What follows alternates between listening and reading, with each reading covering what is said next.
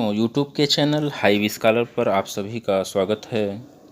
रोज़ की भांति आज भी हम जीके जीएस के 25 महत्वपूर्ण प्रश्नों की श्रृंखला लेकर आपके सामने उपस्थित हैं और आइए देखते हैं आज के महत्वपूर्ण प्रश्नों की श्रृंखला का पहला प्रश्न।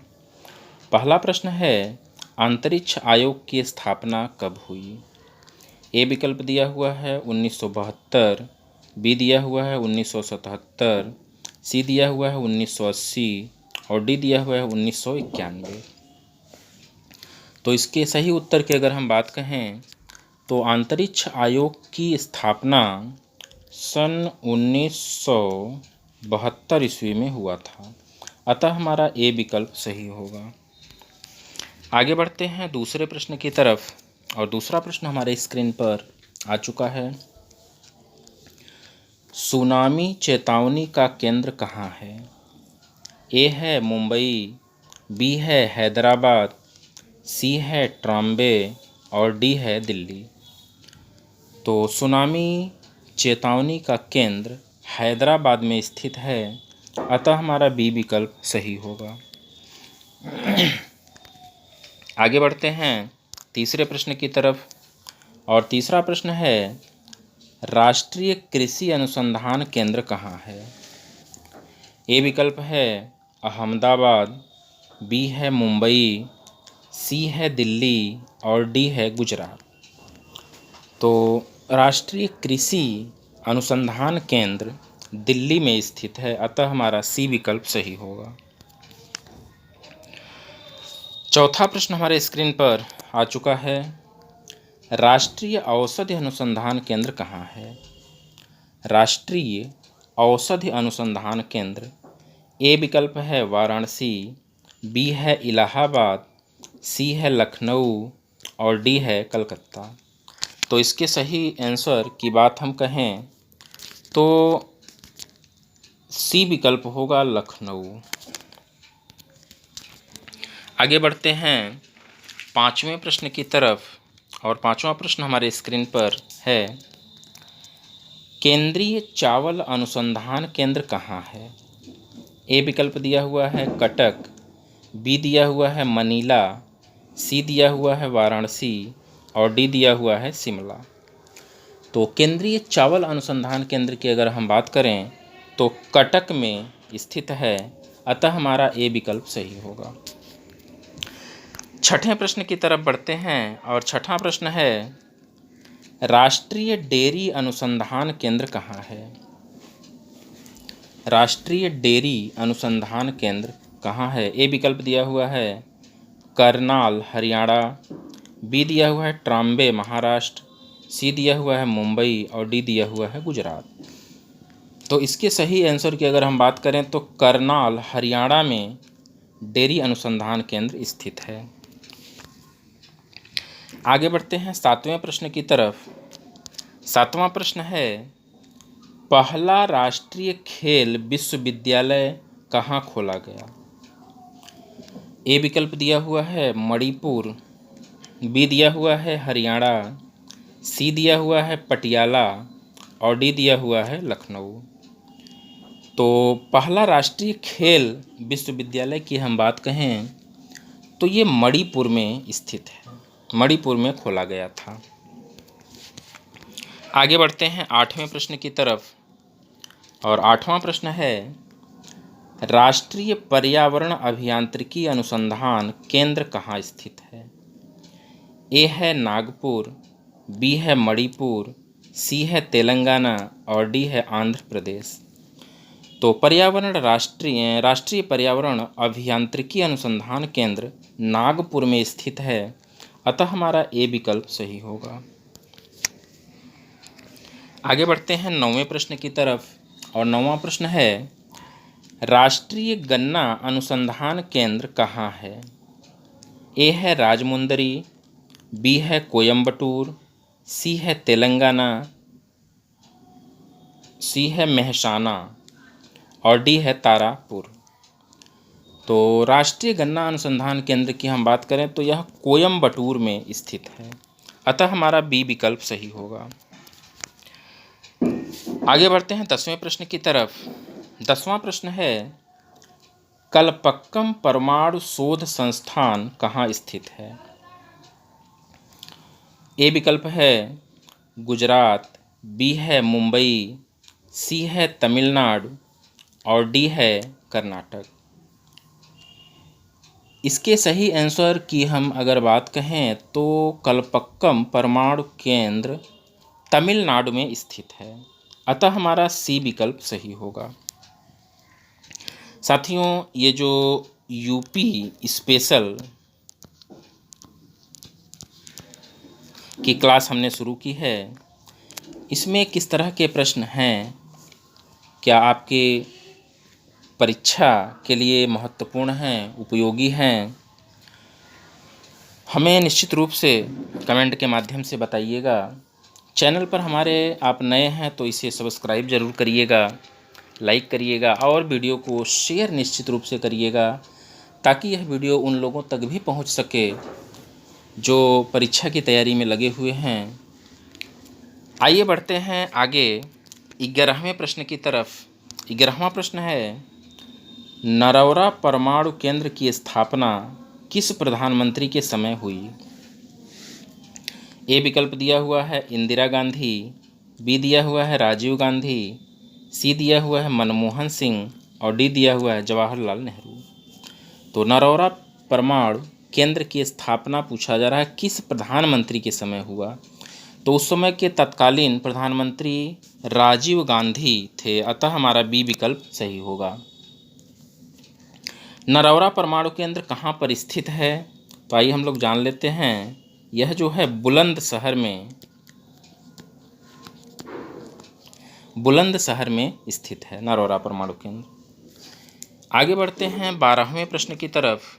12वां प्रश्न है, स्वतंत्र भारत के पहले गवर्नर जनरल कौन थे? ए है लॉर्ड माउंटबेटन, सी है लॉर्ड इरविन, सी है लॉर्ड बेवेल और डी है लॉर्ड विलिंगटन। तो स्वतंत्र भारत के पहले गवर्नर जनरल की बात कही जा रही है, तो इसका सही उत्तर होगा लॉर्ड माउंटबेटन। आइए आगे बढ़ते हैं, इसी से रिलेटेड एक क्वेश्चन और है। 13वां प्रश्न देखते हैं, स्वतंत्र भारत के पहले भारतीय गवर्नर जनरल कौन थे? पहले भारतीय गवर्नर जनरल कौन थे? ए विकल्प दिया हुआ है सी राजगोपालाचारी, बी दिया हुआ है लॉर्ड माउंटबेटन, सी दिया हुआ है लॉर्ड ऑकलैंड और डी दिया हुआ है इनमें से कोई नहीं। तो स्वतंत्र भारत के पहले भारतीय गवर्नर जनरल जो थे सी राजगोपालाचारी थे, अतः हमारा ए विकल्प सही होगा।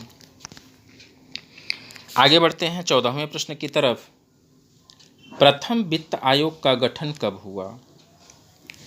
ए विकल्प दिया हुआ है 1951, बी है 1952, सी है 1953 और डी है 1954। तो इसके सही आंसर की अगर हम बात कहें तो बी विकल्प सही होगा 1952। प्रथम वित्त आयोग का गठन 1952 ईस्वी में हुआ था। आगे बढ़ते हैं 15वें प्रश्न की तरफ और 15वां प्रश्न हमारे स्क्रीन पर आ चुका है। मदर टेरेसा के बाद किस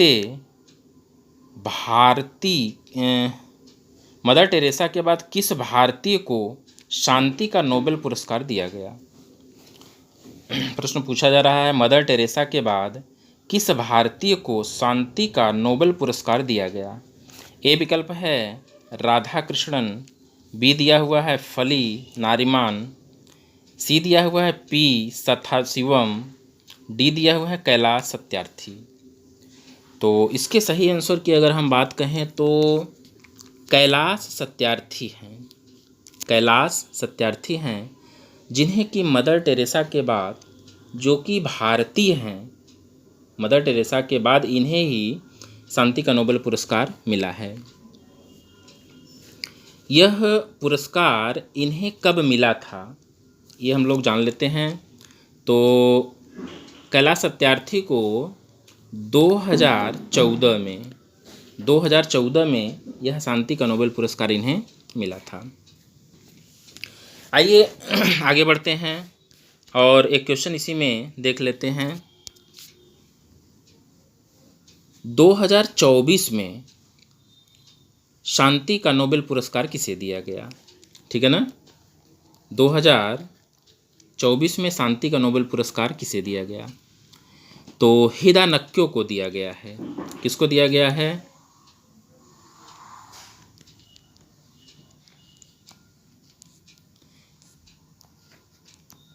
हिदा नक्यो को 2024 का शांति का नोबेल पुरस्कार दिया गया है। ये कौन है, ज़रा सा इसके बारे में हम लोग जान लेते हैं। हिरोशिमा व नागासाकी पर परमाणु बम हमले के उत्तरजीवियों का प्रतिनिधित्व करने वाला एक संगठन है।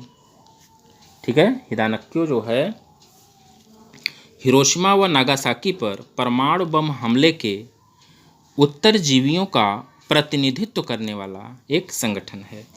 आइए आगे बढ़ते हैं 16वें प्रश्न की तरफ। और 16वां प्रश्न हमारे स्क्रीन पर है।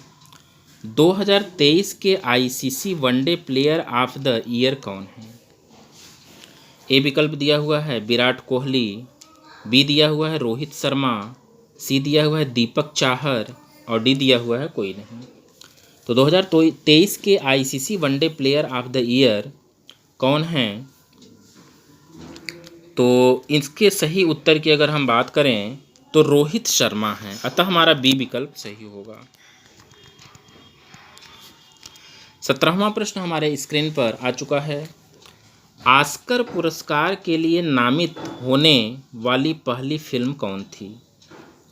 ए विकल्प दिया हुआ है लगान, बी दिया हुआ है आलम आरा, सी दिया हुआ है मदर इंडिया और डी दिया हुआ है कोई नहीं। तो इसके सही आंसर की अगर हम बात करें तो यह फिल्म मदर इंडिया थी, अतः हमारा सी विकल्प सही होगा। आगे बढ़ते हैं 18वें प्रश्न की तरफ। 18वां प्रश्न है, प्रथम भारतीय मैग्सेसे पुरस्कार पाने वाले कौन थे? ए विकल्प दिया हुआ है रवीश कुमार, बी दिया हुआ है विनोबा भावे, सी दिया हुआ है भानु अथैया और डी दिया हुआ है सभी। तो प्रथम भारतीय मैग्सेसे पुरस्कार पाने वाले विनोबा भावे थे, अतः हमारा बी विकल्प सही होगा।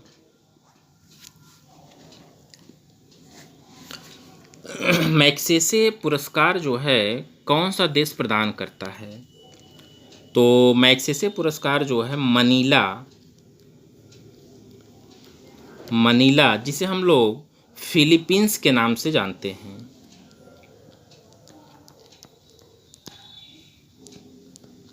जिसे हम लोग फिलीपींस के नाम से जानते हैं, ये प्रदान करता है। आगे बढ़ते हैं 19वें प्रश्न की तरफ। और आज का सेकेंड लास्ट क्वेश्चन हमारे स्क्रीन पर आ चुका है। प्रकाश वर्ष किसकी माप है? समय का, बी दिया हुआ है ऊर्जा का, सी दिया हुआ है दूरी का और डी दिया हुआ है धारिता का। तो प्रकाश वर्ष जो है दूरी का मात्रक होता है, अतः हमारा सी विकल्प सही होगा।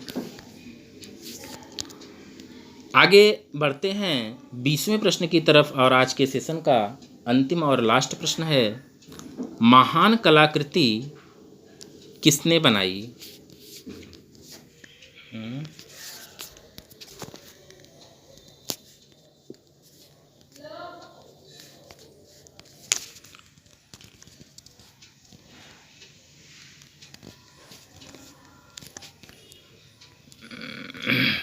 महान कलाकृति किसने बनाई है?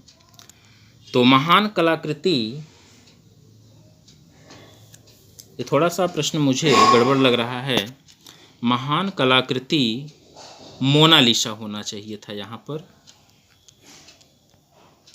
मोनालिसा। महान कलाकृति मोनालिसा किसने बनाई?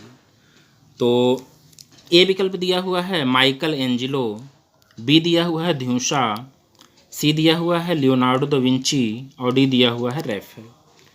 तो महान कलाकृति मोनालिसा को चित्रित करने वाले लियोनार्डो दा विंची हैं।